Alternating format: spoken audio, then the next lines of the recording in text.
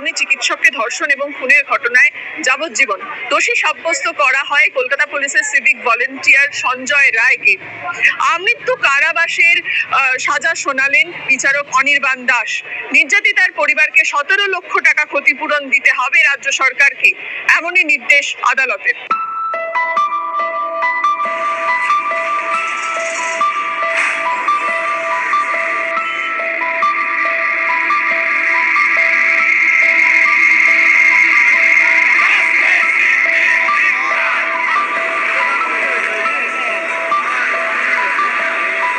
সোমবার বেলা 12:36 এজলাসে এসে পৌঁছলেন বিচারক অনির্বাণ দাস।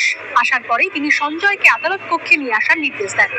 এরপরে নির্যাতিতার বাবা মা এসেছেন কিনা তার খোঁজ করেন, তাদের প্রতি নমস্কার করেন এবং তাদের বসতে বলেন। 12:41 সঞ্জয় প্রবেশ করে 210 নম্বর কোর্ট রুমে।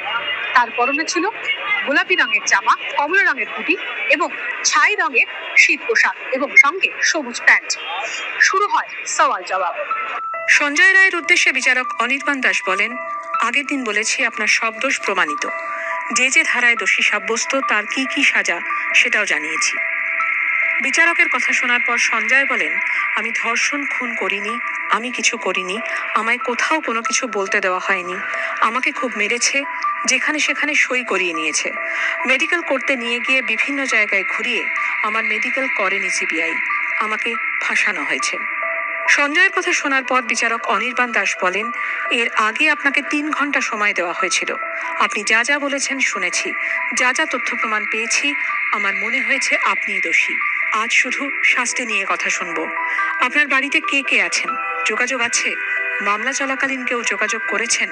বিচারকের প্রশ্নের উত্তরে সঞ্জয় বলেন, কেউ যোগাযোগ করেনি, আমি পুলিশ কোয়ার্টারে থাকতাম, বাড়িতে মা আছে, আমি যা করিনি তার শাস্তি পেতে হচ্ছে। বিচারক এবং আসামির এই কথোপকথনের পরই আদালতের কাছে সর্বোচ্চ শাস্তির সওয়াল করেন সিবিআই এর আইনজীবী অনুরাগ মোদী।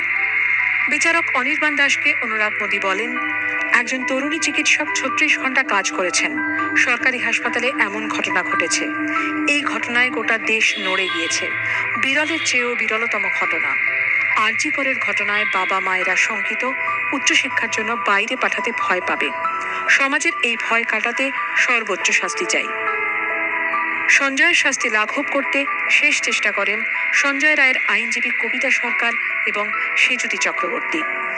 সঞ্জয় রায়ের আইনজীবী সেজুতি চক্রবর্তী বলেন, যদি সংশোধনের সব রাস্তা বন্ধ হয়ে যায় তখনই ফাঁসির রাস্তা থাকে, যদি অপরাধীকে সংশোধনের রাস্তা থাকে তাহলে ফাঁসি কেন, সংশোধনের সুযোগ দিতে হবে। সেজুতি চক্রবর্তীর কথার পরিপ্রেক্ষিতে বিচারক অনির্বাণ দাস বলেন, আপনি ক্যাপিটাল পানিশমেন্টের বিরুদ্ধে বলছেন।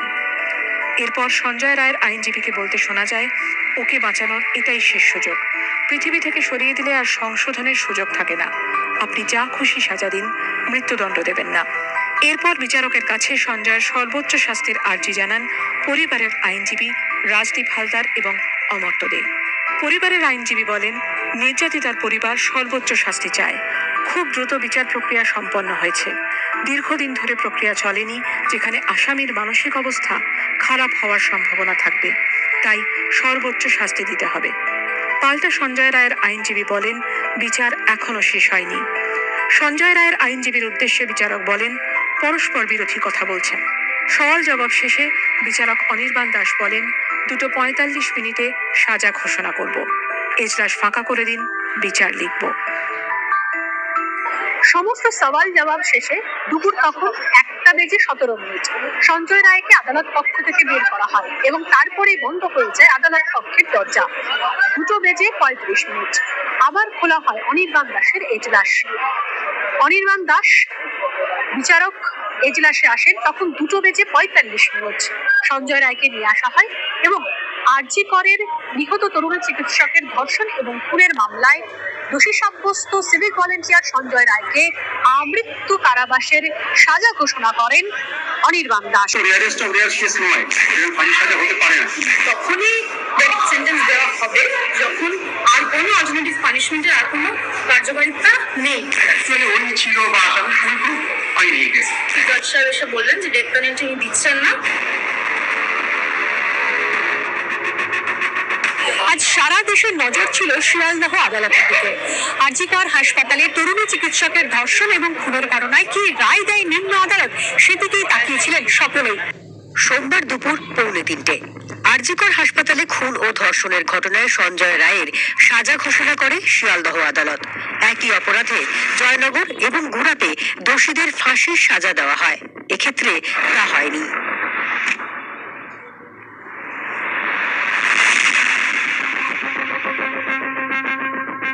আমরা তো বলেছিলাম আমরা যদি করতে না পারি তাহলে আপনারা সিবিআইকে দিন, কোনো আপত্তি নেই, কারণ আমরা চাই বিচার হোক। এই নরক বিচারদের চরমতম শাস্তি দেওয়া উচিত। সঞ্জয় রায়ের ফাঁসির দাবিতে প্রথম থেকেই জোরালো সওয়াল করেন সিবিআই এবং নির্যাতিতার পরিবারের আইনজীবীরা, যা চ্যালেঞ্জ করে মৃত্যুদণ্ডের বদলে অন্য যে কোনো শাস্তির পক্ষে সওয়াল করেন সঞ্জয় রায়ের আইনজীবীরা। সঞ্জয় রায়ের তরফ থেকে 3 জন আইনজীবী লড়েছিলেন, সৌরভ বন্দ্যোপাধ্যায়, সুজ্যোতি চক্রবর্তী এবং কবিতা সরকার। এটা তো রেয়ারেস্ট অফ রেয়ার কেস নয়, এটাই হচ্ছে মেইন বক্তব্যটা। ওটা ফাঁসির সাজা হতে পারে না, সেই জন্য আমাদের যে প্ল্যানেট কাউন্সিল ছিল তারাও সমস্ত যুক্তি দিয়েছেন, সেটা সাহেব শুনেছেন এবং শুনে কনসিডার করে ডেথ পেনাল্টি দেননি, লাইফ ইমপ্রিজনমেন্ট দিয়েছেন। অ্যাকচুয়ালি ওই ছিল বা আসামি ফুল প্রুফ হয়নি এই কেসে। কিছু ডিএনএ রিপোর্ট, সেটাও কন্টামিনেটেড ডিএনএ রিপোর্ট, সেই কারণে আমাদের মনে হয়েছে। ফাঁসির সাজা থেকে সঞ্জয়কে বাঁচাতে 2009 সালের সন্তোষ কুমার সতীশ ভূষণ বাড়িয়ার বনাম মহারাষ্ট্র অপহরণ এবং খুনের মামলা, 2011 সাল রাজেশ কুমার বনাম দিল্লি জোড়া নাবালক খুনের ঘটনা এবং 2019 সালের চান্নু লাল ভার্মা বনাম ছত্তিশগড় একাধিক খুনের মামলার তুলনা করেন আইনজীবী সুজ্যোতি Chakraborty. How Supreme Court itself has said যে যদিও রেস্ট অফ রেস্ট কেসে ডেথ পেনাল্টি প্রভিশন আছে and it's not unconstitutional, তাও তখনই ডেথ সেন্টেন্স দেওয়া হবে যখন আর কোনো অল্টারনেটিভ পানিশমেন্টের আর কোনো কার্যকারিতা নেই এবং সেটা লানেট কোর্ট বিচার করবে। এবং সেই রিলেটেডই আমি অনেক কটা সাইটেশন আমরা দিয়েছিলাম, যেখানে অনারেবল সুপ্রিম কোর্ট বলছেন যে এই ক্ষেত্রে রেস্ট অফ রেস্ট কেস হলেও তারপর যদি রেফরমেশনের চান্স একটা মানুষের তো অধিকার, কেননা আপনারা জানেন জেলকে রেফরমেটরি সেন্টার বা কারেকশন হোম বলা হয়।